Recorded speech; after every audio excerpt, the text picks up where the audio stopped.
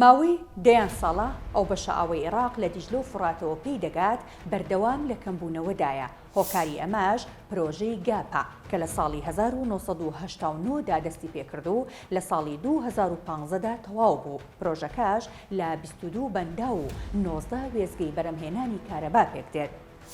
لە ساڵی 2021ەوە کەمکردنەوەی سیستماتیکی ئاوی ڕووبارەکان لە عێراق دەستی پێکردووە کە بووە تا هۆی ئەوەی بەرهەمی کشت و کاڵی بە ڕێژەی لە 150 کەم بکات. لەگەڵ دروستبوونی گرفتی نەبوونی ئاو بەو هۆیەشەوە هەزاران جوتیار لەسەر کێڵگە و ماڵ و حاڵیان هەڵکەندراون و هەژاری لە پارێزگا کشت و کاڵیەکان زیادی کردووە. ئێستا ئەگەری زیادبوونی مەترسیە کۆمەڵایەتی و ئەمنیەکان بەهۆی کۆچی ناوخۆوە لە هەموو کات زیاتر لە ئارادایە.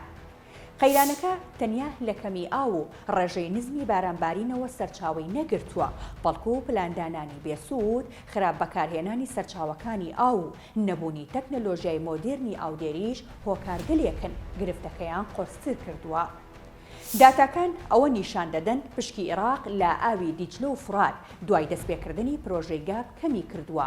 وەزارەتی سەرچاوەکانی ئاوی عێراق تا ساڵی 2020 داتاکانی پەیوەست بە داهاتی ئاوی لە ڕووبارەکانی دیجلە و فراتەوە بڵاو دەکردەوە، بەڵام لەو ساڵە بەدواوە بۆ ئەوەی ترس و دڵەڕاوکێ لای شەقام دروست نەبێت بڵاوکردنەوەی زانیاریەکانی ڕاگرتووە. هاوکات عێراق دەستی بە بەکارهێنانی ئاوگلدانەوە کردووە و بەپێی ئامارەکانی وەزارەتی ئاو لە ساڵی 2022دا ئاوی گلدراوە بەراورد بە ساڵی ڕابردووتر لە 160 کەمی کردووە و بۆ نزمترین ئاستی لە 100 ساڵی ڕابردوودا دابەزیوە. لە مانگی حوزەیرانی ئەم ساڵیشدا بۆ 7 ملیار مەتر سێجا دابەزیوە. کاربەدەستان ئاماژە بە کورتهێنانی 100 ملیار مەتر سێجا لە ئاوی گلدراوە دەکەن.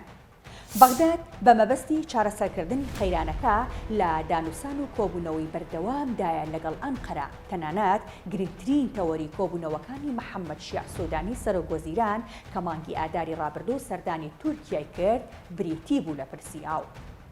عێراق دەیەوێت لە چرکەیەکدا لە دیجلەوە 400 مەتر سێجا و لە فوراتیشەوە 500 مەتر سێجا ئاوی پێ بکات، بەڵام ئەوەش دەزانێت جگە لە ڕێکەوتن نامەی ساڵی 1970 کە هەردوو لا گوێیان نەداوەتێ هیچ دەقێکی دیکە یان ڕێکەوتن نامەیەک نییە لە نێوانیاندا کە ئەنقەرە پابەند بکات. پرسی ئاو لە نێوان تورکیا و عێراقدا لە ڕێکەوتن نامەی دۆستایەتی و پەیوەندی باشی دراوسەیەتیدا کە لە ساڵی 1946 لە نێوان هەردوو وڵاتدا واژۆ کراوە جێکراوەتەوە، بەڵام ئەنقەرە با درێژای ساڵانی هەفتاکان و هەشتاکانی سەدەی ڕابردوو بەردەوام بووە لە دروستکردنی بەنداوی نوێ کە بۆ تا هۆی کەمکردنەوەی پشکی عێراق لە ئاودا. شارەزایان باوەڕیان وایە لەگەڵ دامەزراندنی بەنداوی ئەلیسۆ لەسەر ڕووباری دیجلە لە ساڵی 2018دا قەیرانی کەمی ئاو لە عێراق قوڵتر بووەتەوە. یەکێکی دیکە لەو بەنداوانەش بەنداوی ئەتاتورکە کە سێیەم گەورەترین بەنداوە لەسەر ئاستی جیهاندا.